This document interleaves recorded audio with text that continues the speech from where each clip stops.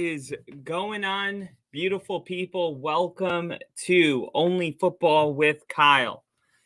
And I got to tell you right off the bat, I'm always excited to jump in here and go live, and today is no exception, to say the least. I've been waiting patiently for this day. If you guys haven't seen the movie Fever Pitch with Jimmy Fallon, there is a moment where the FedEx delivery driver pulls up. He lives in the city. He runs outside in his underwear, barefoot, snow on the ground. I mean, this package was very important to him, clearly. And then he takes the package. He jumps on top of the delivery driver, gives him a hug, legs wrapped around his body, and he runs back inside, opens it up.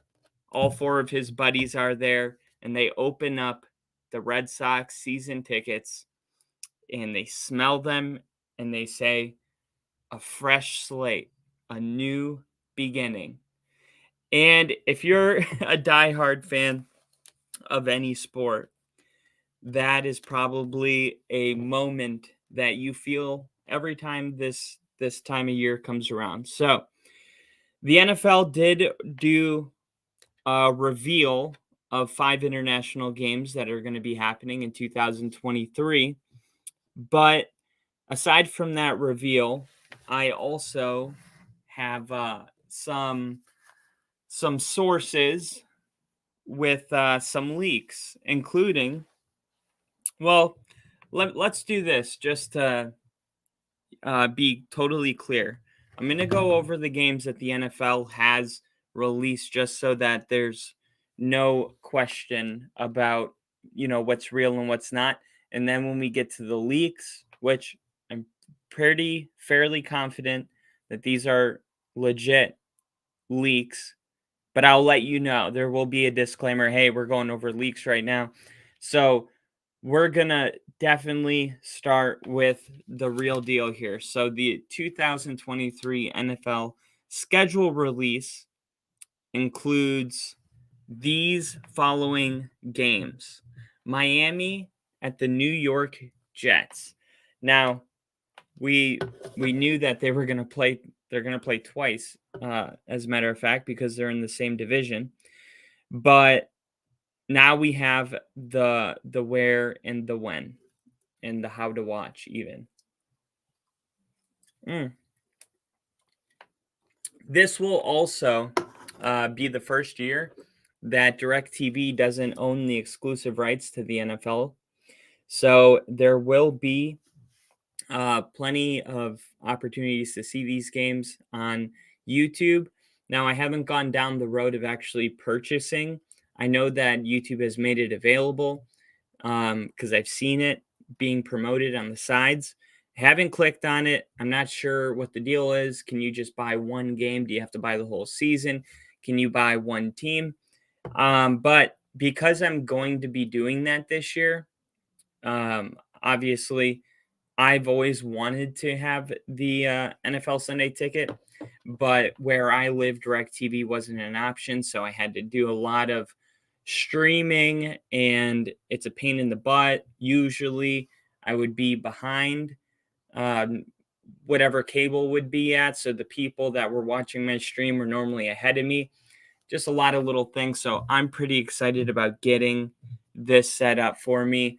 I'm not a paid sponsor, or I am not promoting this for any financial reasons, but I'm a big YouTube guy. Obviously, I run my podcasts on all platforms, but YouTube is the one that I spend 99% of my time. And I even am if depending on how much time you spend on YouTube, especially if you're a content creator, I highly recommend getting premium. It's so clutch because there's times where I want to screen record a video and you just can't have ads popping up in the middle. I've been a premium member for like 4 years now. So even before carbonation burp. Even before I was a content creator, podcast, whatever you want to call it, I still enjoyed having that premium. Anyway, that was a total sidebar. Let's get right to that Dolphins Jets game, okay? So it's going to be November 24th, week 12, okay? Now, November 24th, week 12. Let's take a look, because this is going to be the first ever Black Friday game. And that's pretty darn cool. So I want to see, is this game November 24th is on a Friday? I was just making sure that it wasn't one of those Thursday night games, but by the time it ends, it'll be Friday, because most people, when you think of Black Friday, you think of right after Thanksgiving, people go into standing those super long lines and they stay there all night. They do their shopping at, from 12 to 3 a.m. I've only done it once, and I was in a tiny town when I did it, and I went to Walmart. And so I'm not an expert at the Black Friday thing, but in my head, Black Friday has always been Thursday night going into Friday. This game is going to be the first ever game that is going to be on a Friday. So we will have our Thanksgiving games as usual, but then the next day we're going to have the first ever NFL football game on a Friday. And I think I saw it on Twitter yesterday, where Adam Schefter had tweeted out that the changes that this year nobody owns any games. So you may have noticed that a lot of the NFC games that are in the late slot, like the 49ers, the Seahawks, so the West Coast teams that are NFC, they were ran by Fox. And a lot of the AFC teams were ran by CBS. And that's just the way it kind of went for a long time. And then you would have Sunday Night Football, which streamed on Peacock last year, and AFC or NFC could end up in that game. But NFC was primarily Fox, and then CBS ran the AFC. So this year it's going to be different, where think of it as a draft, right? And all of the games are free agents. So any network can buy any game. So it's kind of cool, because personally, I'm a fan of a lot of the NFC broadcasters. Joe Buck and Tony Romo, they're always doing NFC games, unless they're, the Broncos are playing the Cowboys or something. I don't really get to see them call Bronco games. So I'm hoping that a couple of these games get bought by the NFC, just so we can get different broadcasters. But honestly, if you're not a total nerd, you probably don't even care about that. But it is worth mentioning. So anyway, in those comments, somebody had written, let's get a game on Friday. That would be awesome. So people did want to see NFL football on Friday. They wanted to see it long term. Now, personally, I'm not a fan of that, because I like Sunday being filled of a lot of games. I don't want to start stretching them out to where Sunday only has 7 games. But this is the first time in history that we're going to get a game on Friday, and it's going to be the Miami Dolphins at the New York Jets. It's going to be in New York, November 24th. The game is going to start at 3 p.m. Eastern time, which was a little surprising to me. I thought it would be a night game, because you think Black Friday, there's probably people still out shopping and whatnot. But it's going to be 3 p.m. Eastern time, which would be at noon Seattle, where I'm at. And this is going to be a historical game, just because it's the first time the NFL has ever put anything on a Friday in my memory. but it is the first ever Black Friday game. So I think I could recall maybe one or two instances where there was a Friday game, but never a Black Friday game. So the next game is the San Francisco 49ers at the Philadelphia Eagles.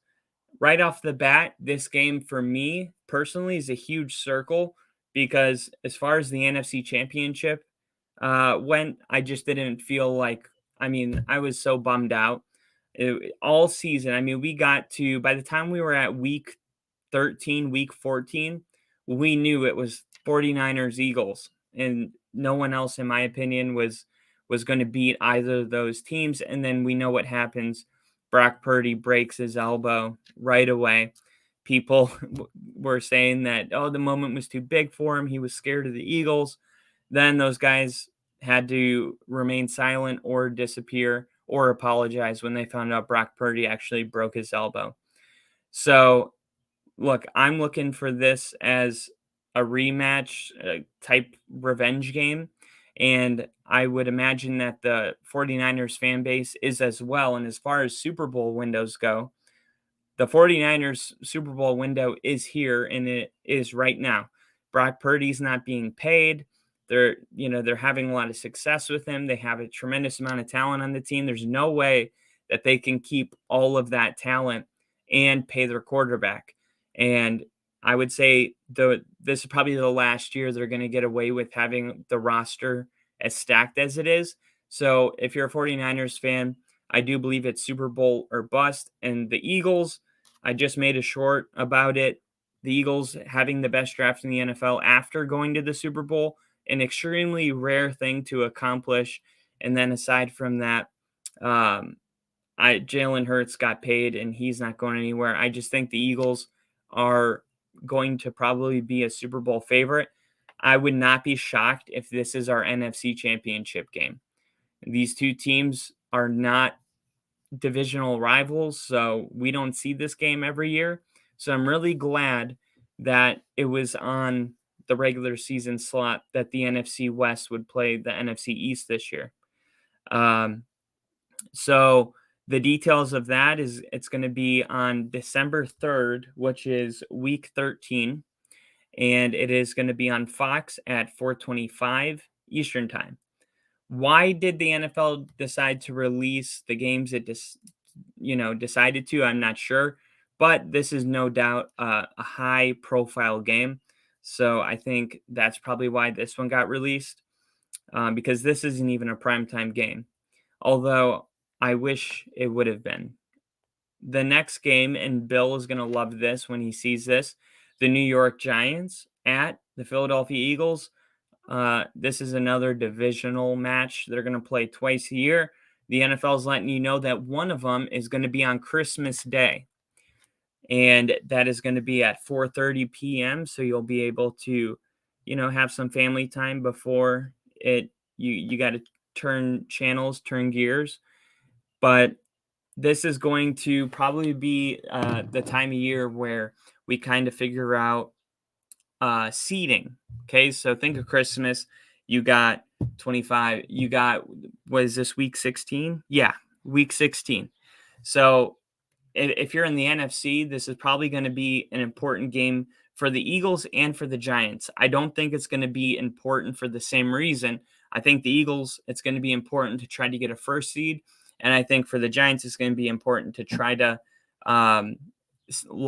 clinch their playoff berth, probably in the wild card round.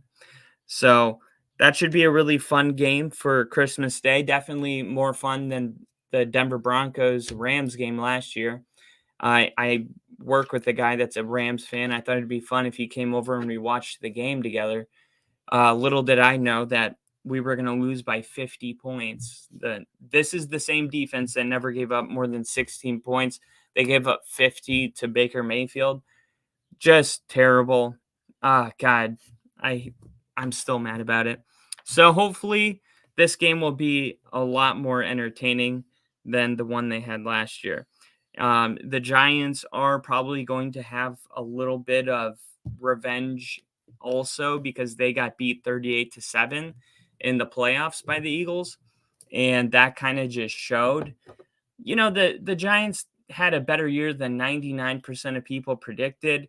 Dabble was a total success. Daniel Jones got his $40 million because they believe that they have somebody, at least in the near future, that they can believe in. It wasn't a 7-year deal. They don't believe in him that much, but it was enough to say, hey, let's get this guy a 4-year deal. If he sucks, we can opt out of it after year 2.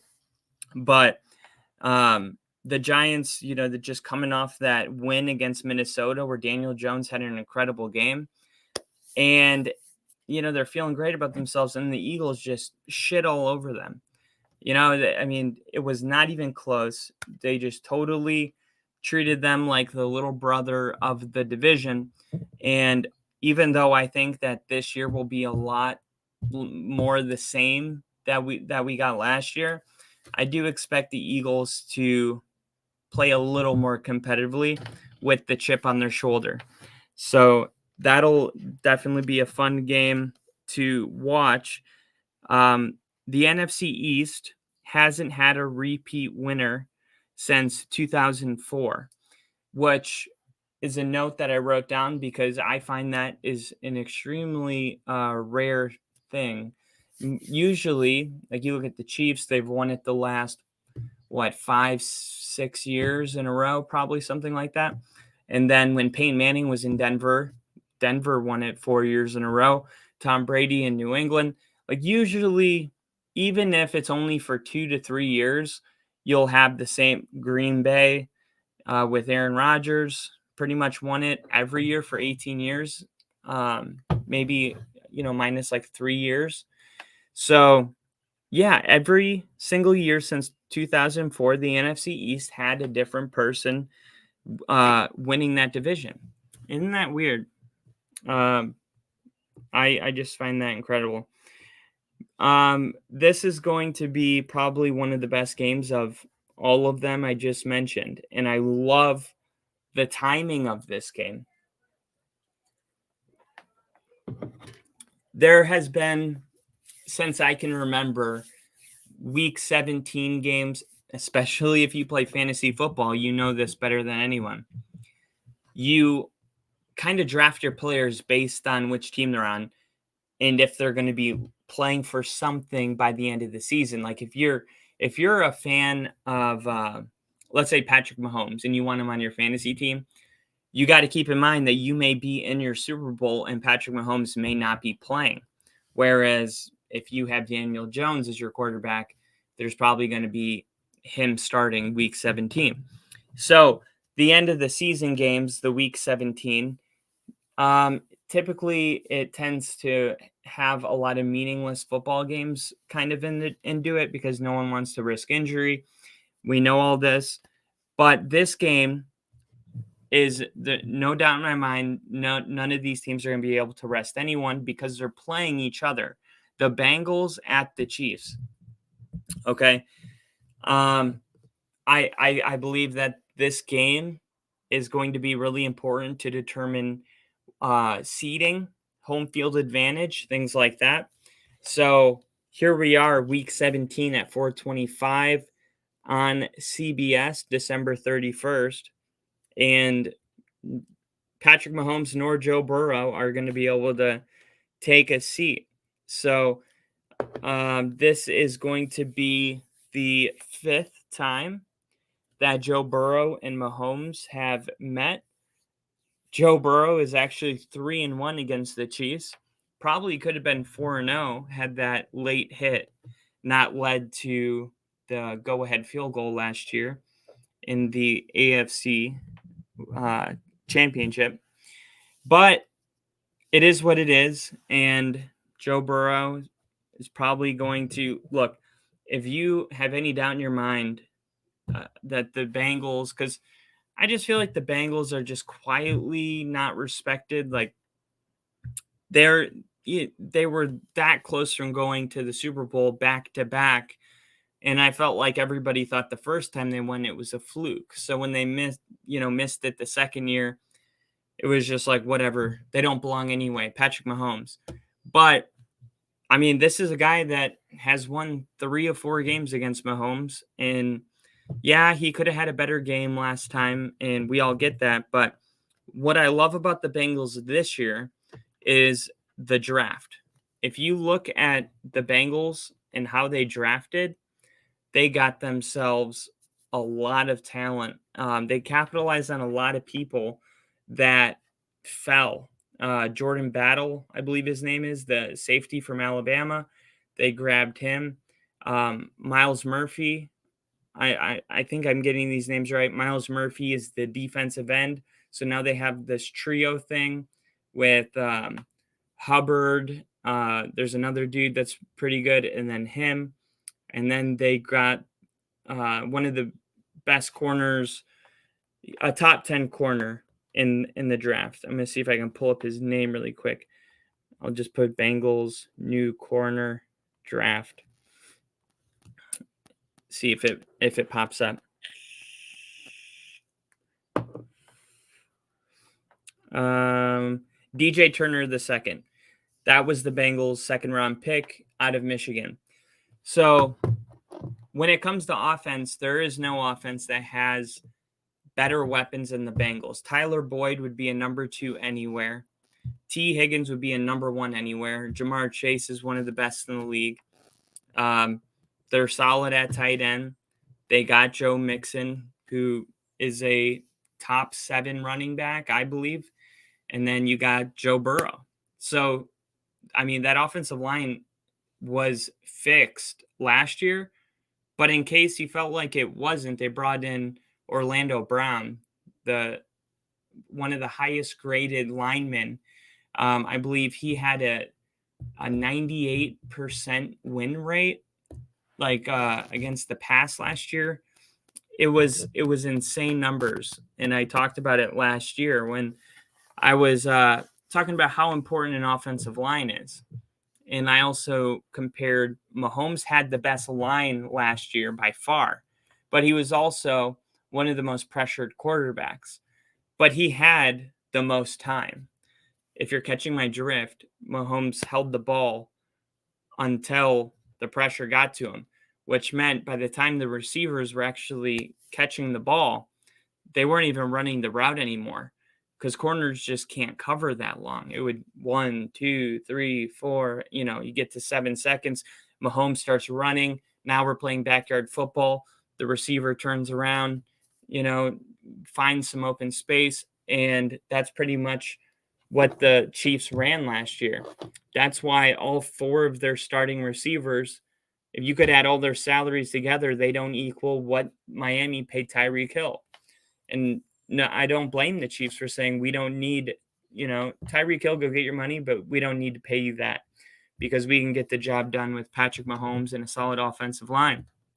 But, to the Chiefs right now, the Bengals, they are the enemy, and that's where Orlando Brown went, to a team that addressed their offensive line the year before, because the year they went to the Super Bowl, Joe Burrow was, I believe, the most sacked quarterback. And if you watched any of those playoff games, he was getting tossed around.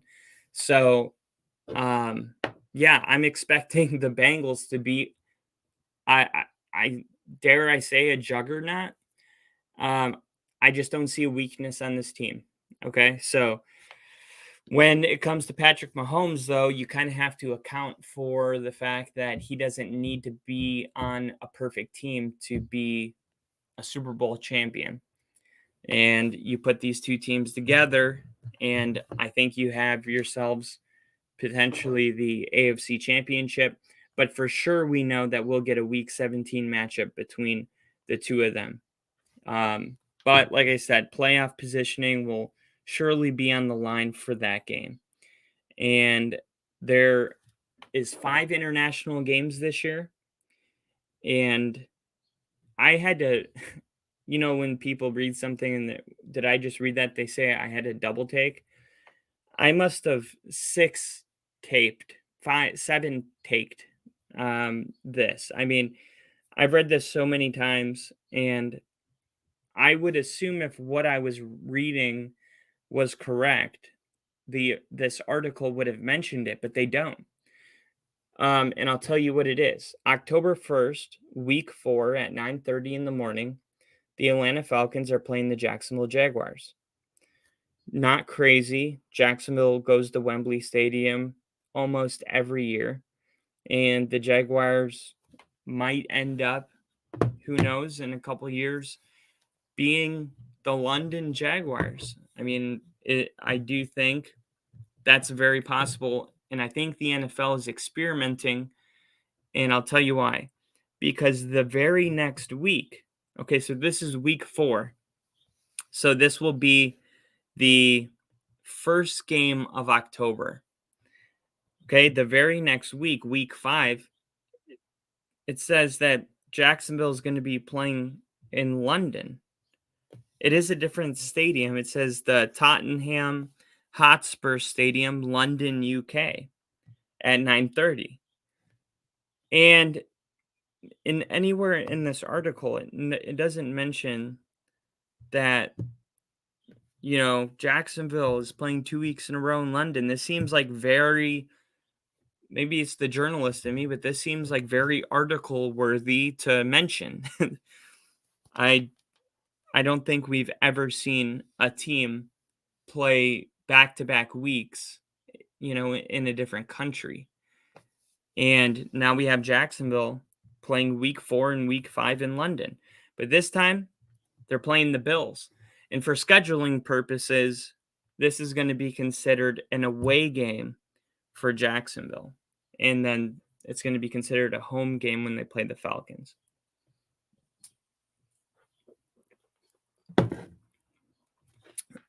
So I find that really intriguing.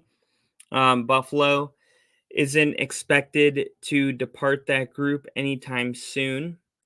Of the group of being an AFC superpower, but the Jaguars are also a team that is trending to the moon right now. If you could buy stock in any team, Jacksonville would probably be the best stock because people are kind of high on Jacksonville, but I don't think they realize that Jacksonville could be in the Super Bowl this year. When I think about Trevor Lawrence, I think about Peyton Manning, and I think about the jump Peyton made. And I know Peyton Manning is a hell of an example to use, and that should tell you how I feel about Trevor Lawrence. So, this is going to be a good game. Now, 2 years ago, this would have been considered a blowout, and ironically enough, 2 years ago, the only win in the United States that Jacksonville got was against the Bills, and it was supposed to be a blowout, and I think Jacksonville won. It was like 9-6 or something like that. And Josh Allen was a monster in that game. Not Josh Allen, the Bills Josh Allen, but the defensive end Josh Allen for the Jaguars. So, little ironic twist there, but that won't be the case this year. If Jacksonville wins this game, it won't be because Buffalo underestimated their opponent or, Jacksonville had some kind of fluke. It will be because Jacksonville is a powerhouse like Buffalo. They're coached well. They check all the boxes. The GM's drafting well. They're coaching extremely well with Doug Peterson. They have a star quarterback.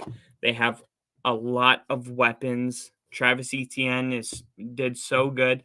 They drafted him. He was hurt the whole year. Then last year, they throw him in to see how this dude is. And by week, 5 or 6, they traded James Robinson to the Jets because he was so good. They got a great tight end. Calvin Ridley's off of his suspension. I expect him to have north of 1,500 yards receiving and turn into their best weapon. Yeah, I think this is going to be a good year for Jacksonville.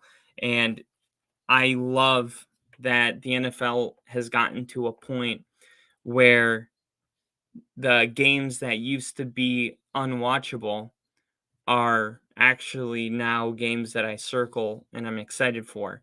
Jacksonville versus Buffalo is a great example of that. along with any Jets game this year. And think about the Broncos. They were probably the most unwatchable team last year. And now they're adding Sean Payton's on the coaching staff.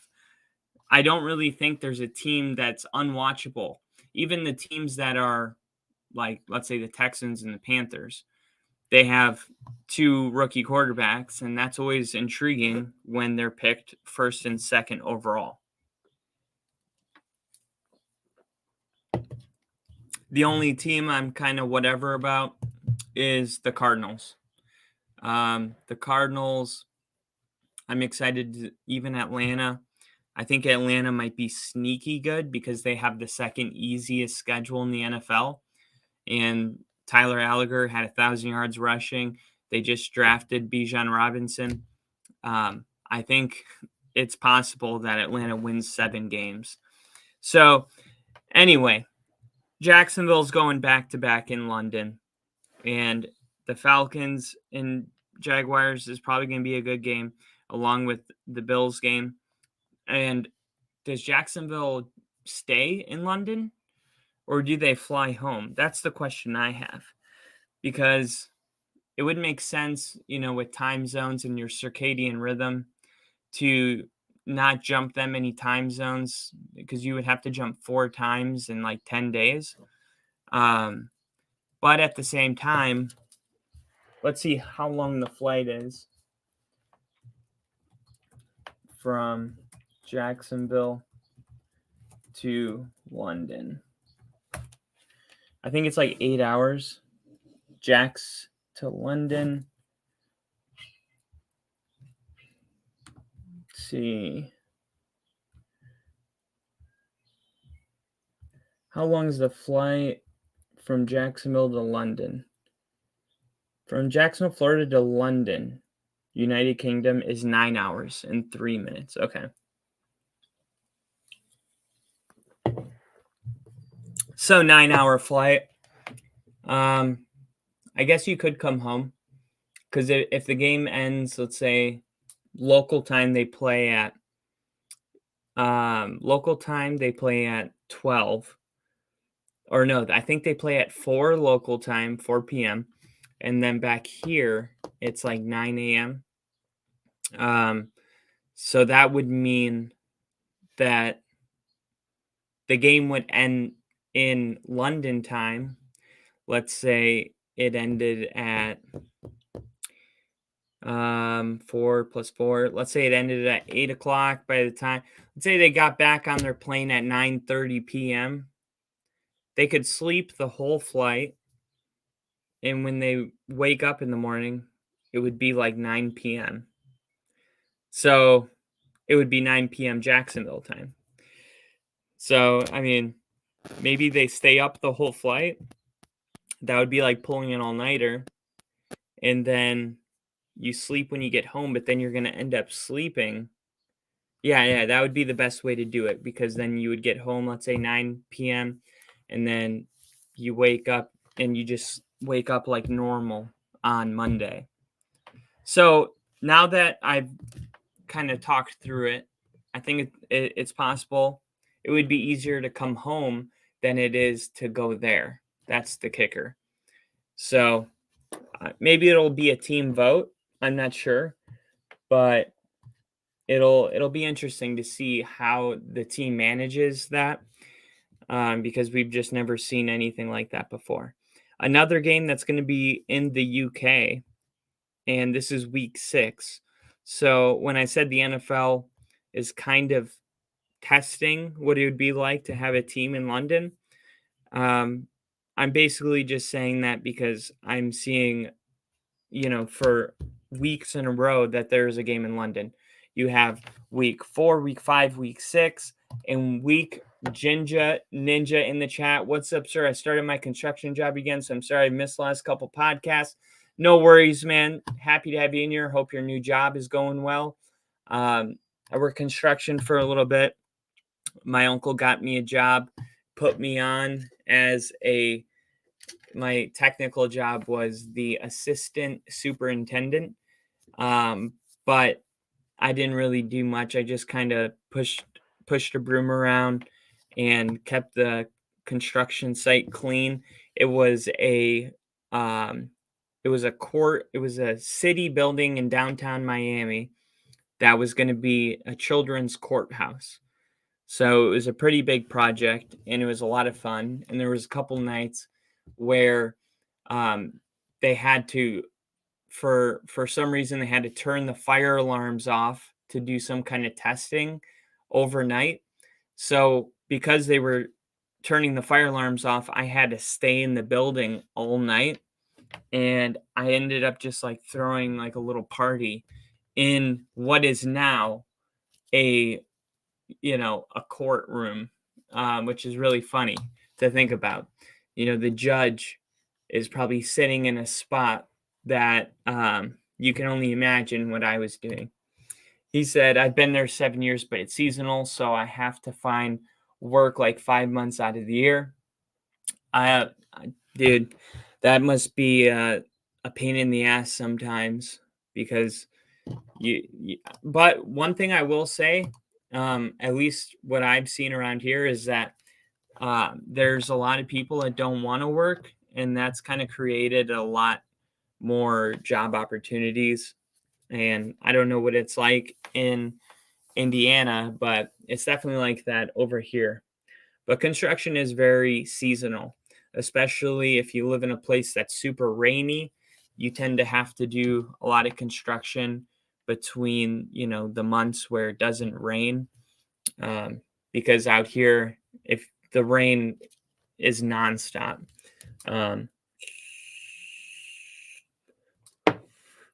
but I'm happy that's going well for you, man. And I hope your new boss isn't a dick and everything goes well over there. So the other game that we're gonna get in week 6, so we got Jacksonville going back to back weeks in London. Then the next week is going to be Baltimore versus Tennessee. And Baltimore, they're going to be a fun team to watch because they were able to get Lamar Jackson back. They got JSN, the number 1 receiver in the draft. Odell Beckham is going to be over there. They're coached really well. I mean, we just talked about Buffalo, the Jets, Kansas City, the Jaguars, and don't forget about Baltimore. I mean, the AFC is just loaded with talent. And then the Tennessee Titans. So Tennessee, Mike Vrabel, like I've said it a million times, Tennessee should have been the worst team in the league last year because of the amount of injuries they sustained. The only reason that they were able to stay afloat is because Mike Vrabel is an amazing coach. Ryan Tannehill had to deal with the pressure last year of what it was like to mentor Malik Willis when he said, I'm not his mentor. It's not my job. Didn't really go over so well this year. They draft Will Levis in the 2nd round, move up to get him, and pretty much something similar. Ryan Tannehill basically said, oh, it's just like last year, but we all know it's not like last year. Will Levis was projected to be taken higher. He's definitely going to be more of a threat to replace Ryan Tannehill than Malik Willis was. And we'll see by week 6, if Tennessee's not winning some games, who's playing quarterback.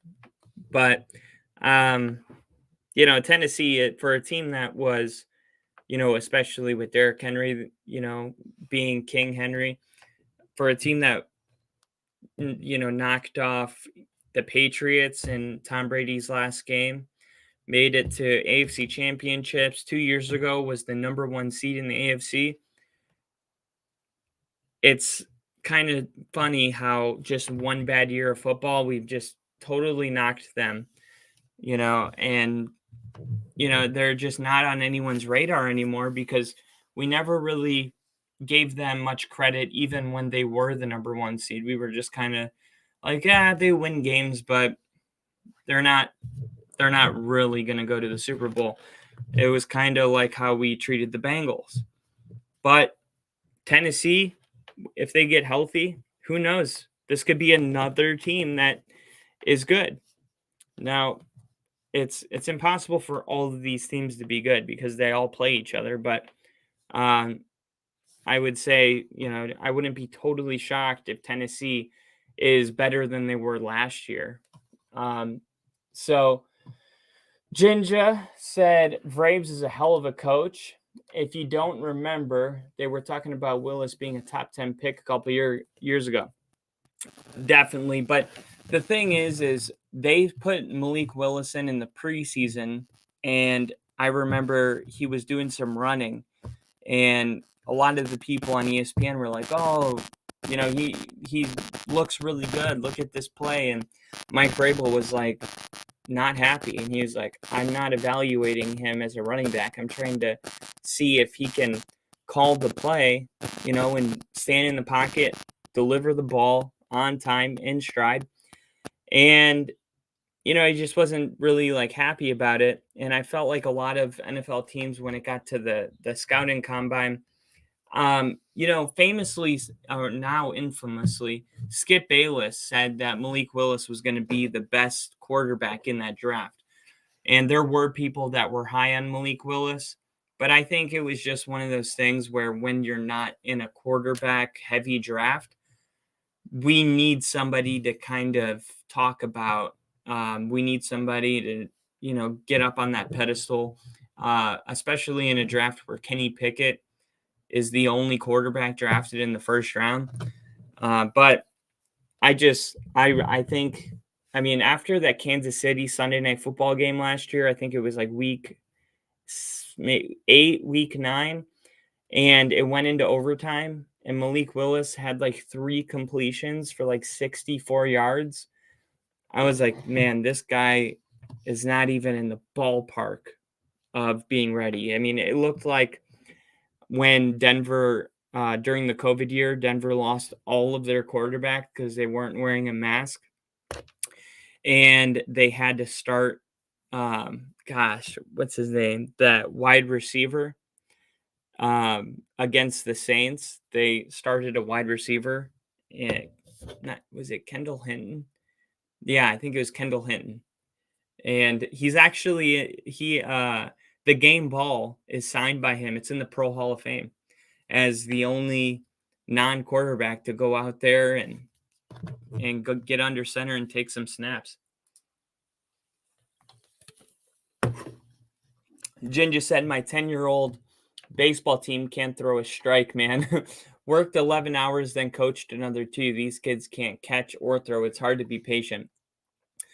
Yeah, 10 year. I feel like at 10 years old, I think that is an appropriate age to, I don't want to say like punish, but like healthy, discipline, push-ups, running laps. Like at 10 years old, you should be somewhat serious about playing ball. When I was 10, I took football super serious. I wanted a coach that was, gonna, discipline the team and whatnot. Hold on 1 second. I'm live right now. I'll call you back. Nice. Say what's up to the people. What's up, everybody? What's going on? Stay tuned in. Become a subscriber. Make sure you follow and like all of the YouTube channel. And we're going to be back with you soon with some more great content. Hell yeah, brother. College football expert Morty. All right, I'll talk to you soon. Later. But yeah, I was just saying, I think in my head I was picturing like, oh, what are they, like 4, 5 years old, 10 years old? Yeah, you can you can definitely put a foot in their ass. Not literally. But okay, moving on to the next game. The London games has the London games have for a long time just been the home for bad quarterback play. We've seen a lot of quarterbacks just go out there, and I always felt bad for him. I was like, man, you want London to be a fan of the NFL, but yet you keep sending over a terrible product. And it didn't matter, man. The fans are just happy to watch a game. But part of me was like, why don't we like send, Mahomes and Tom Brady or Aaron Rodgers down there? And I think last year they sent Aaron Rodgers down there because I believe they played I think it was the Jets the week after. So it was Packers. I forget who they played, but then they didn't have a bye week after London. And I remember that because I said that I was picking the Jets. And everyone was like, that's a stupid pick. And this was on like DraftKings or something. And the Packers actually ended up losing. Let's see. 2022 schedule. So, okay, here it is. So they played, that's preseason. No one cares. Week 1, they played the Vikings and lost. Then they beat the Bears. Then they beat the Bucks. Then they beat the Patriots. It was the Giants. The Giants game was in London. And the Packers lost to the Giants. And then they didn't have a bye week. And then they lost to the Jets 27-10. So, yeah, I guess if you include last year, they've gotten decent quarterback play. But still, this next game, we're sending them a good product. Ah, damn it. This one's in Germany. Ah, man. So, but London, nonetheless, London's going to get Josh Allen, Trevor Lawrence. They're going to get Trevor Lawrence and whoever, if they go with Riddler, I don't know who Atlanta's going to go with, but yeah, I guess they're going to get Lamar Jackson and Ryan Tannehill. That should be a good game. But this is going to be probably the best international game, and it's in Germany. It's in Frankfurt Stadium, and it's the Miami Dolphins, and they're saying it's a home game for the Chiefs. So Miami at Kansas City. The start of November will bring a clash of AFC Titans in Germany. Kansas City enters 2023 as the reigning Super Bowl champion, and the Dolphins are going to try to prove that their hot start in 2002 was not a fluke. Add in the element of unfamiliarity that comes with flying overseas for a big game, and you have a contest that will definitely be worth waking up early to watch. Let's not forget the Chiefs arrived to Germany with two-time Super Bowl MVP Patrick Mahomes, leading them into the league's first ever game in Frankfurt, while Tua Tagovailoa and Tyreek Hill touchdown with one goal in their minds to score touchdowns. And why are they saying that? Well, there's a little bit of a backstory. Tyreek Hill has mentioned that he's going to go off against the Chiefs for, a bunch of touchdowns, a bunch of yards. And then they asked the Kansas City defensive back, I'm trying to remember his name right now. I'll get back to you on that. But they asked him, and he was like, yeah, I don't really get too caught up in the moment. People say things, but, he basically said, like, I hear him, but he's got to prove it. So Tyreek, holding a grudge because he wasn't paid, that should definitely be a good game. And then Ginger goes, the Colts play in Frankfurt this year too.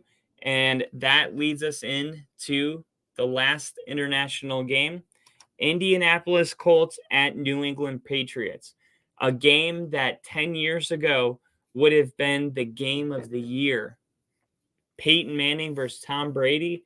Well, it's a different era, and we don't know. Is it going to be Anthony Richardson, or is it going to be Gardner Minshew, right, against Mac Jones, or maybe Bailey Zappi? This is week 10, so I guess a lot of this will depend on how these ball clubs do from week 1 to week 9. But let's just be clear. Both these teams would love to forget about the 2022 season. It did not go well. These are two teams that are looking to turn their franchises around. And the Patriots are definitely going to have more of a uphill climb than the Colts. Not saying the Colts are in an easy division because Jaguars are there, but they also do have the Texans and the Titans, and we'll see how the Titans do. But the Patriots, man, they got the Bills, the Jets now with Aaron Rodgers, and the Miami Dolphins. So it's going to be a really tough go for the Patriots, but this is going to be a fun game at this part of the year because I don't see either of these teams going, 7-3 by week 10 or something like that. I would imagine both these teams will probably be around, let's say like 4-5 or 3-6, somewhere around there. So once you get to week 10, unfortunately, if you have a record like that, I would say week 10 to week 13 become must-win games. And I know because Denver's been in that situation for the last 6 years, where by week 10 there was zero margin for error, and I think this is going to be that time of year for both of these clubs. And unless Anthony Richardson is somebody that surprises us all. And I was actually watching a really interesting article about are the Indianapolis Colts kind of taking a revolutionary approach to the draft, where for the history of the NFL, we've always drafted the best player available. And Indy basically is saying, what if we draft the best athlete available, fully commit to them, surround them with coaches, and teach them how to become a football player? If you look at, the players that they drafted, look at their athletic score. All of these players that the Colts went after are freak athletes. They have an insane ceiling, but they have a lot of fundamental work to do. So it is possible that one of these guys just they get it right away. They get around the right coaching. They understand the playbook. And if that happens, to any player, the Colts want it to be Anthony Richardson. Wouldn't it be great if Anthony Richardson has a Russell Wilson preseason where by the fourth game in the preseason, or I think they're doing 3 games now, they don't even want to play Anthony Richardson because he's going to be the starting quarterback week 1. It'll be fun to see, and no matter how good or bad these teams are, because of people that are my age and the way we grew up, Indianapolis Colts versus New England Patriots will always have a certain sound to it that makes you want to be there and want to watch. So I do think because the NFL is kind of doing more games internationally, this might be one of these things that we're testing to see, hey, can we put the Jaguars in London, permanently and roll with it? Well, we're gonna see how it goes this year, and we'll probably know by the end of this year. Players don't really have a say in it. Let's just be clear about that. Players complain, and I say what do you say, the doll or the star kid? There's like a phrase you'd say, but the doll of the NFL, the most prized possession is Patrick Mahomes. He's like the favorite.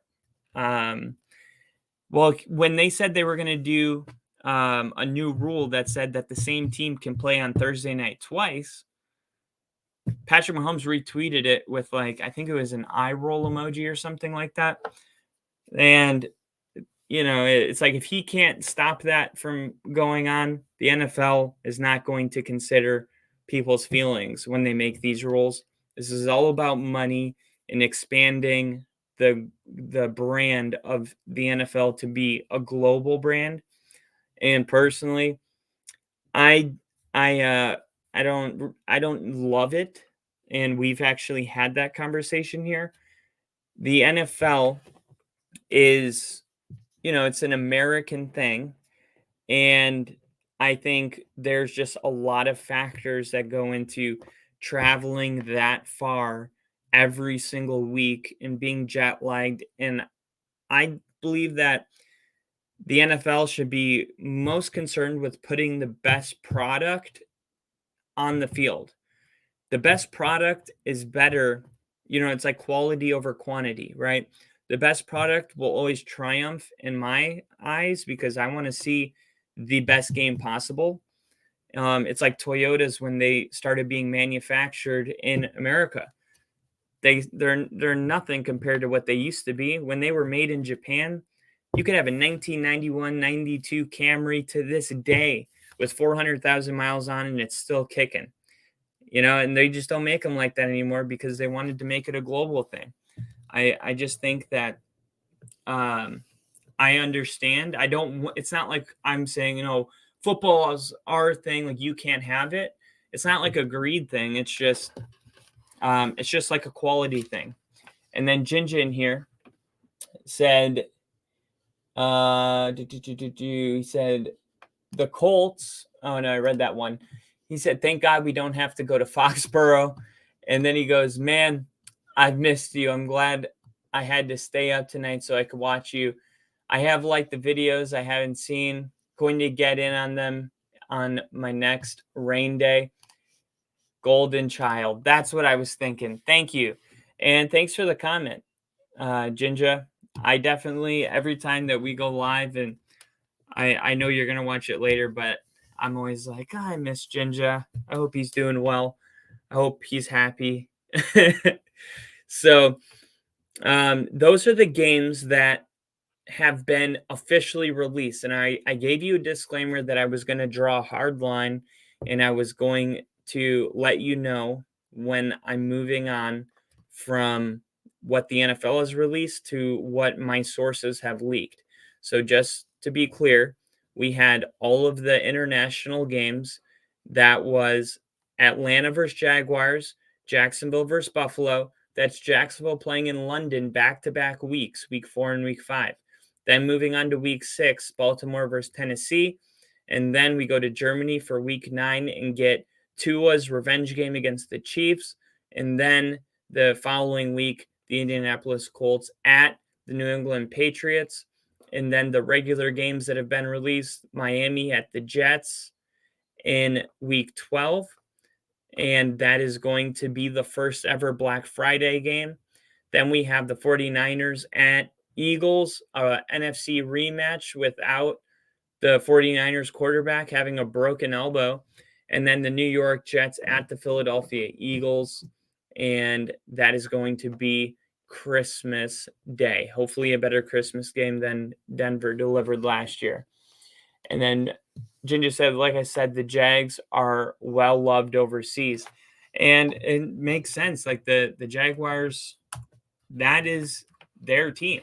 The Jaguars were kind of the first, they're like the pioneer of London, and they kept it going for how many years in a row has Jacksonville? I think as many as I can remember, probably not during COVID. There was no international, but besides that little break, every year Jacksonville goes to London.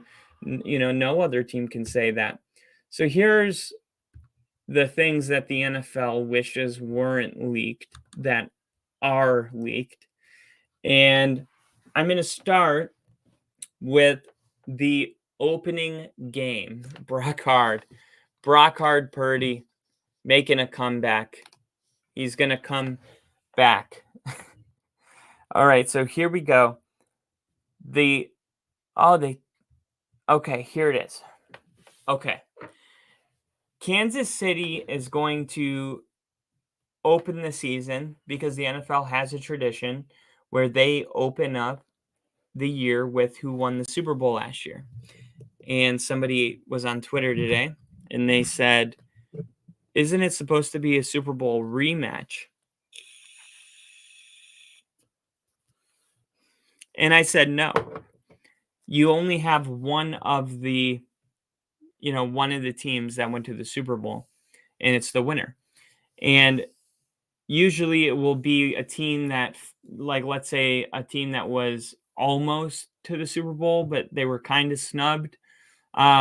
Like Chiefs Bengals makes a lot of sense, but that game is going to be week 17. So we mark that off the list. And then you might think Chiefs Eagles, and you're like, no, they don't do the Super Bowl rematch week 1. So we are trying to figure it out. And finally, this is leaked. And I'm telling you right now, this is not a game that you probably would have expected. Now, this was leaked. I'm like 90% sure. But if it's not 100% last year, I used the same source and developed a little relationship with this source. And 90% of the games were correct. But there's a disclaimer. If it's wrong, then I'm sorry. But from what I'm hearing, week 1, Thursday night, when the season opens, the Kansas City Chiefs will be at home playing the Detroit Lions. And I'm going to give you a second to let that sink in.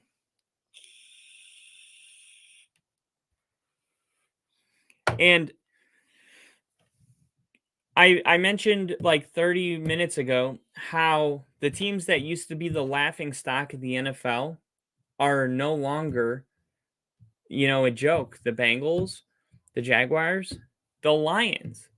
The Lions end their season giving Seattle a present by beating Green Bay when Green Bay could win and go in. Instead, Seattle goes in, and Detroit finishes their season on a very high note. They're getting into these shootouts. Week 1 last year, they played the Eagles, and they got into a shootout. They played the Seahawks, and it was like 48-45. They're getting into all these shootouts. Their offense is going great, but their defense was last in the league. Around week 8, week 9, the Lions defense went up to playing 15th in points allowed, and all of a sudden the Lions were stacking dubs. I think they had one loss in their last like 7 or 8 games, maybe 2.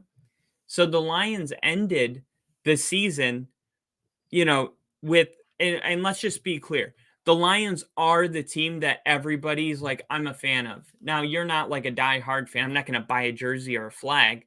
But the Lions, when they're on TV, I have this little emotional investment, kind of like when the people kind of take back some, the small man wins mentality.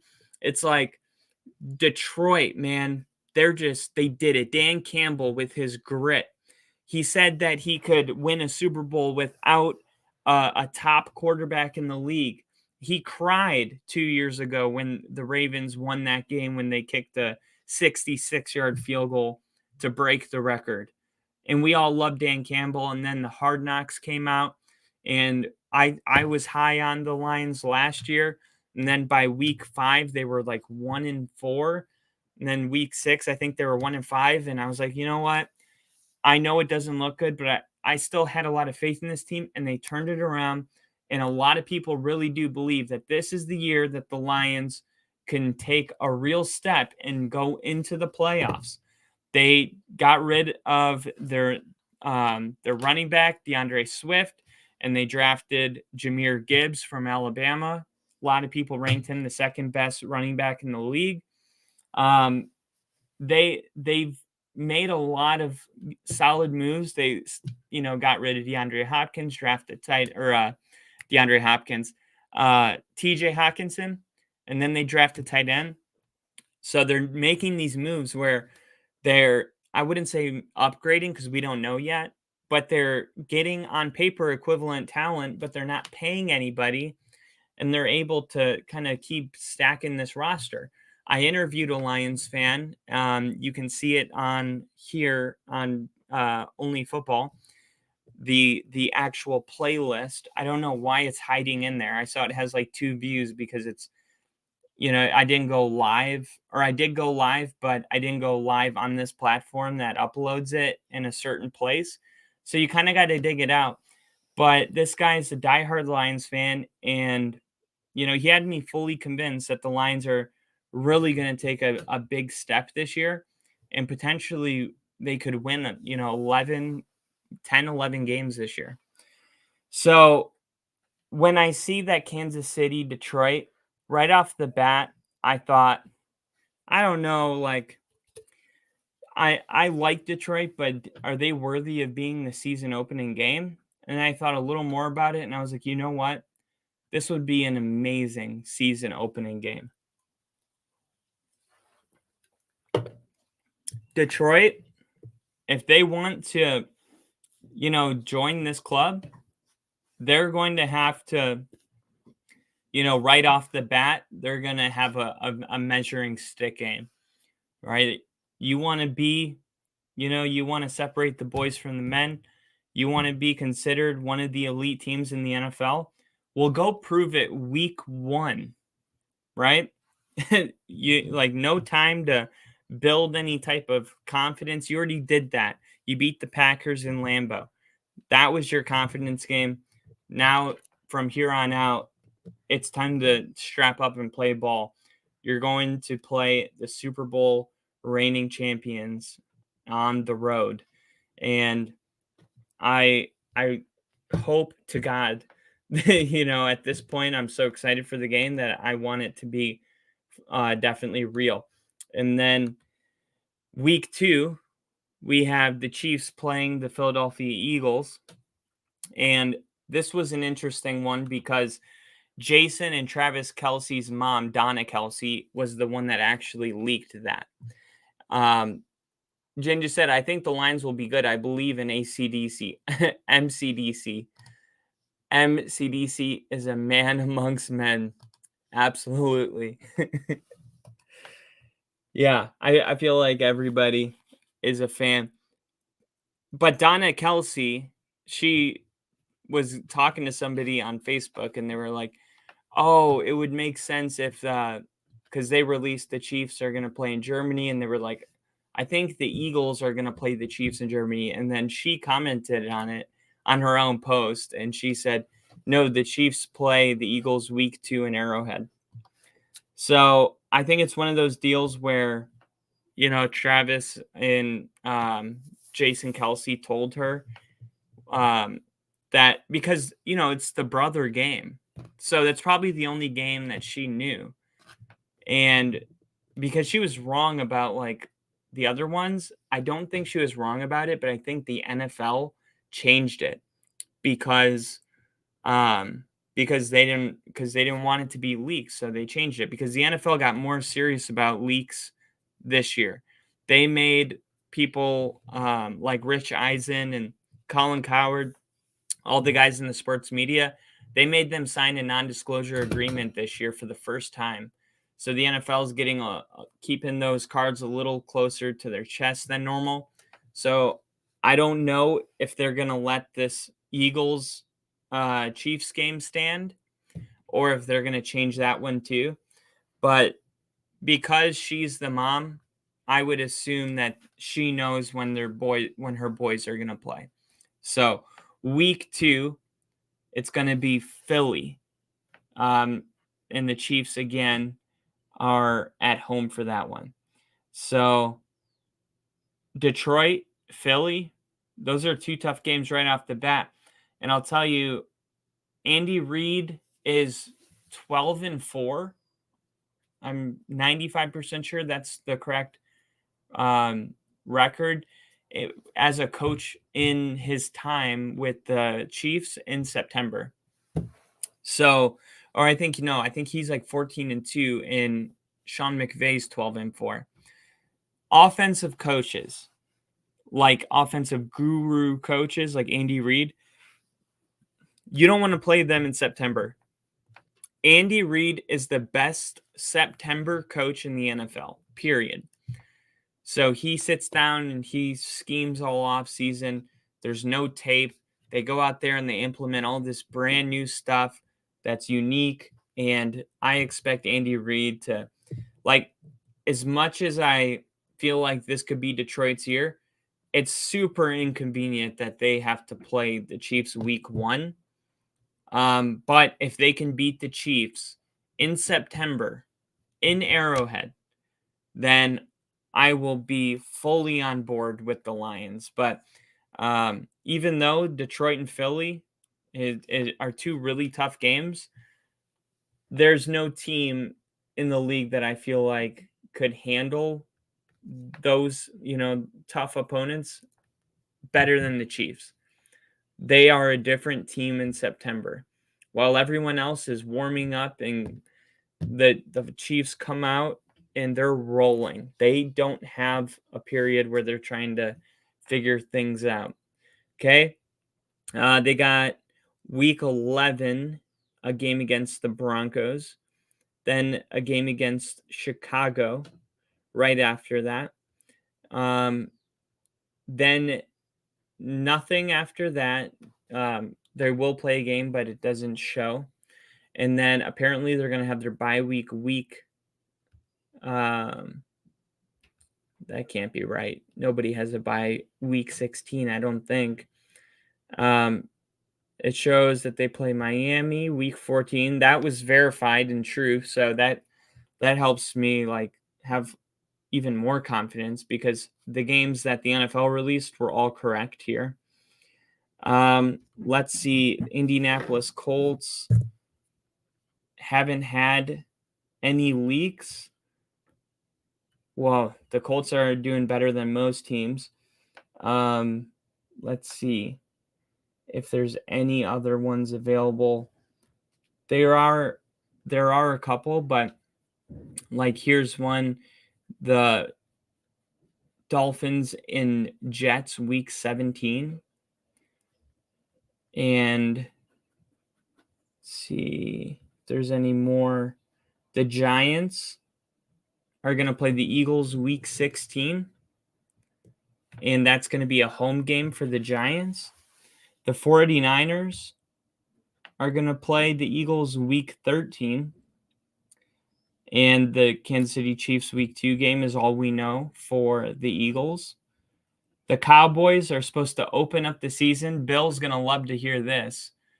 Before I read it, though, Jen just said, give me Dan Campbell in a UFC fight amongst anyone in the NFL. Maybe not Vrabes. That would be a good fight. I would pay a lot of money to watch that fight. I would still take Dan Campbell. McDaniel loses in a fight against any coach in the league. Yes. Mike McDaniel comes across as like, skinny nerdy. No, Josh McDaniels loses because I feel like Mike McDaniel's the kind of coach to like pull out nunchucks and just be like abnormally really good at like Tai Chi. I'm going through Andy Reid. He might have that grown man strength though. And imagine the Colts beat them in late September or early October last year. We stunk. That's crazy. Oh my God. Yeah, I remember that because my brother was actually telling me, he was like, if I put $400 on the Chiefs to beat the Colts, I'll win 600. And I told him not to place that bet. And I forgot what my reasoning was, but it was that, I felt like it was an upset alert. Sometimes you just have a gut feeling. And he didn't place the bet. And I'm, to this day, he thanks me all the time for that. I forgot about that game though until you mentioned it, or he randomly tells me thanks. So Bill, this is what the leaks are saying. The Giants are going to open up the season playing the Dallas Cowboys. So you do get a divisional rivalry game right off the bat. Giants, Cowboys. That will be a ton of fun to watch for both teams because the Giants are going to be trying to prove like we're the real deal. We got beat really bad by Philly, but don't forget we went to the playoffs and beat the Vikings. And the Cowboys lost their offensive coordinator, and they're going to be trying to get themselves back into an NFL divisional game because they won that playoff game against Tampa. I don't want to say it doesn't count, but we know Tampa was the Bucks were literally in the playoffs by default. So the Cowboys, though, they played a good game against the 49ers and fell short. And sometimes when you have a season where you win one playoff game and then you play really hard and you just barely lose the second one, it's hard for the team to, muster back up to just, hey, let's do it again. Let's run it back. Let's be really good and lose again. So I'm interested to see how the Cowboys handle how, the success and the failures of last season. Which one, do they harp on the most, and how do they roll into this next season? And the Giants are going to be trying to prove that their playoff appearance wasn't a fluke because they ended up getting destroyed by the Eagles. So this is going to be a really good game to separate the NFC East right off the bat. It's showing. Oh, okay. It says TBD. I thought it said Tampa Bay. I was like, that's not good. No, it says TBD. So not sure who the Eagles are going to play week 1. The only week 1 game that we have right now are the Eagles, or not the Eagles, the Giants and the Cowboys. Atlanta is supposed to play Carolina.